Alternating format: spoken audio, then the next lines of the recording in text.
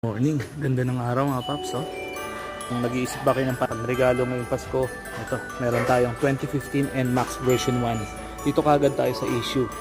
May gas-gas dito, gas-gas. May gas-gas doon, yun lang. Tapos yung ABS niya, umiilaw. Ibig sabihin, sira. Yan, tapos hindi nakarehistro. Ngayong September 2024.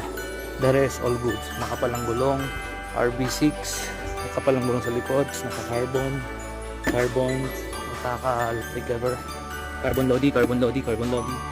May plaka na rin. Tapos malinis, GRP seats, flat seats, lowered. Andiyan na lahat, gagamitin mo na lang except iparehistro mo tsaka pag may ABS. Yun lang, malinis ang headlight, malinis lahat. Kabusina pa, tingnan natin. South horn, nakahazard to, lupit to, pwede.